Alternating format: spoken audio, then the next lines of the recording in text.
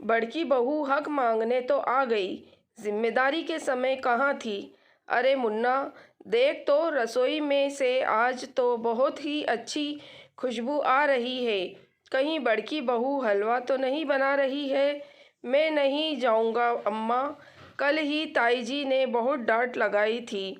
जब मैं ताई जी के कहने पर चाय का झूठा बर्तन रखने किचन में गया तो उन्होंने बिल्कुल भी पसंद नहीं है कि कोई उनकी रसोई में आए। अरे तू डरता क्यों है? जाकर कह देना कि थोड़ा सा हलवा अम्मा को भी दे दो। बहुत इच्छा हो रही है हलवा खाने की। और वैसे भी मैं सास हूँ तेरी ताई जी की, कुछ भी कहो अम्मा, मैं तो नहीं जाऊँगा। आपको हलवा खाने की इच्छा हो रही है तो दोपहर को माँ जब घर पर आएगी तब आपके लिए बनवा दूँगा। अरे इच्छा तो अभी हो रही है और तू दोपहर को बनवाएगा? अपनी दादी की बिल्कुल बात नहीं मानता। इतना कहकर अम्मा उदास होकर दूसरी तरफ करवट कर मुंह करके लेट गई। अम्मा को उदास देखकर 10 वर्षीय वीर का भी मन नहीं लगा। आखिर हिम्मत करके अपनी ताई जी की रसोई की तरफ चल दिया। उसे दरवाजे पर खड़ा देखकर उसकी ताई जी ने उसे घूर कर देखा। क्यों आया है यहाँ पर? क्या चाहिए तुझे? ताई जी, वो अपनी ताई जी को यूं घूरता देखकर एक बार तो वीर की जुबान भी हलक में ही अटक गई। पर अम्मा का उदास चेहरा ध्यान में आते ही फिर हिम्मत जुटा कर के बोला, ताई जी, वो अम्मा को हलवा खाने की बहुत इच्छा हो रही थी। अगर आपने बनाया है तो थोड़ा सा दे दो। वो थोड़े से हलवे से ही खुश हो जाएंगी। कोई हलवा नहीं बना है यहाँ पर। तुझे शर्म नहीं आती? कल इतना डांटा था फिर भी चला आया मुंह उठाकर। और वो तेरी अम्मा, उनके हाथ पैर कब्र में चले और हलवा खाने की इच्छा हो रही है। जाकर कह देना कुछ नहीं है मेरे पास। इतनी ही इच्छा हो रही है तो अपनी छोटी बहू से बनवा कर खाओ। चल भाग यहाँ से। वीर चुपचाप अपना सा मुँह लेकर के आ गया, पर बड़ी बहू इतनी जोर से चिल्लाई थी कि अम्मा के कानों में उसके चिल्लाने की आवाज़ साफ सुनाई दे रही थी। अम्मा की आंखों में आंसू आ गए। अम्मा की आंखों में आंसू देखकर वीर बोला, अम्मा तू रोती क्यों है? कहा ना दोपहर को जब माँ घर वापस आएगी तो मैं तेरे लिए हलवा बनवा दूंगा। तू फिक्र ना कर। अम्मा कुछ बोल ना पाई, बस वीर के सर पर हाथ रख कर उसे ढेरों आशीर्वाद देने लगी। पर रह रहकर उन्हें अपनी बीती बातें याद आने लगी। यह वही अम्मा है जो कभी वीर और उसकी माँ से बहुत नफरत किया करती थी। अम्मा के दो बेटे थे, अमित और अजीत। पैसे टके के मामले में भी कोई कमी नहीं थी। अमित का विवाह जब मधु के साथ हुआ था, वही अजीत ने अम्मा की मर्जी के खिलाफ जाकर रीना से प्रेम विवाह किया था। बस यही बात अम्मा को खटक गई थी। उन्होंने जहाँ मधु को सिर आंखों पर बिठाया, वहीं रीना को कभी भी अपनाया नहीं। मधु के दोनों बच्चों को अम्मा सिर आंखों पर बिठाए रखती, वहीं वीर के सिर पर कभी भी प्यार से हाथ नहीं रखा।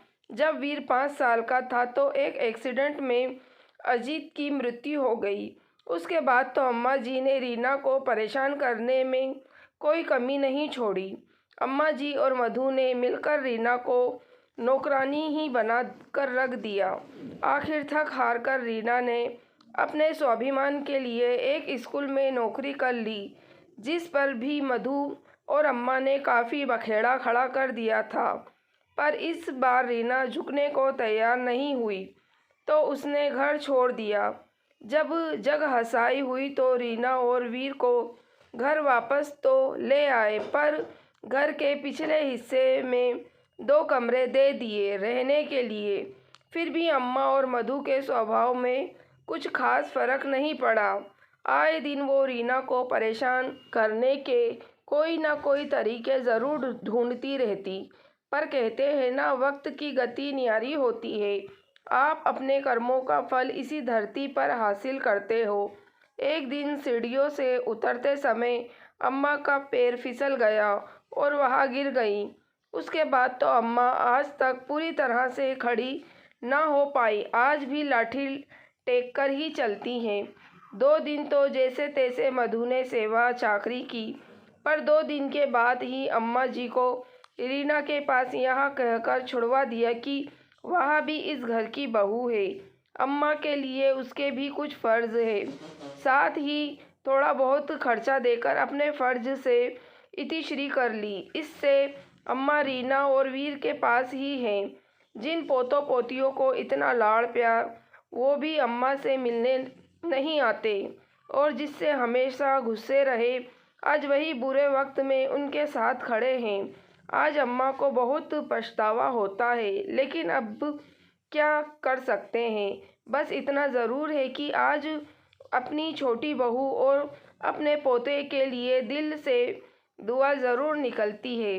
पर अब अम्मा को पूरा विश्वास हो चुका है कि मरने के बाद रीना वीर को प्रॉपर्टी में हिस्सा नहीं दिया जाएगा। इसलिए वे ठान चुकी हैं कि मरने से पहले दोनों को उनका हिस्सा दिलवा दिया जाए, और इसके लिए उन्होंने अपने बड़े बेटे अमित से बात की। वे बंटवारा जल्द से जल्द चाहती थी। उस समय तो अमित ने कुछ नहीं कहा, लेकिन जब घर जाकर उसने अपनी पत्नी से बात की तो उसकी पत्नी ने कि चीखने चिल्लाने की आवाज़ें बाहर तक सुनाई दे रही थी। पर अब अम्मा अपना मन गाढ़ा कर चुकी थीं। थोड़ी देर बाद में बड़की बहू अम्मा के पास दौड़ती हुई आई और ज़ोर से बोली, अम्मा, यह क्या तमाशा है? आपको हम पर विश्वास नहीं है क्या, जो अभी से प्रॉपर्टी का बंटवारा करने में लगी हुई हो? अरे बहू, मैं कौन होती हूँ तुम पर विश्वास न करने वाली? मुझे तो मेरे बेटे पर विश्वास नहीं है कि वह मेरे मरने के बाद मेरे छोटे बेटे का हिस्सा उसकी पत्नी और बेटे को देगा। तेरे लिए तो मैं कुछ कह नहीं रही।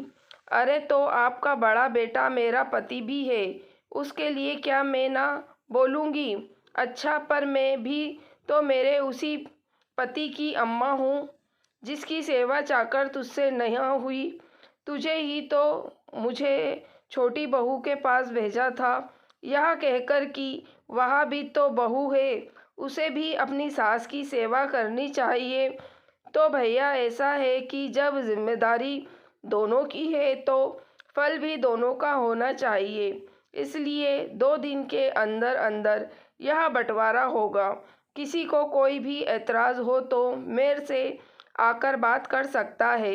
समझी तुम्हें तुम्हारे हिस्से से अलग नहीं कर रही हूँ, पर जिसका जो हिस्सा है वह उसको मिलेगा ज़रूर। बस यह मेरा आखिरी फ़ैसला है। प्रॉपर्टी मेरी है तो फैसला भी मैं ही करूँगी। समझ गई या और समझाऊँ? अम्मा का यह रूप देखकर बड़की बहू के मुंह से बोल न फूटा, और वहाँ से चुपचाप अपना सा मुँह लेकर चलती बनी। दोस्तों, अगर आपको कहानी पसंद आई है तो प्लीज़ आप मेरे चैनल वॉइस ऑफ नीलोफर को सब्सक्राइब ज़रूर कीजिएगा, और मेरी वीडियो को लाइक और शेयर भी ज़रूर कीजिएगा। Thank you for watching.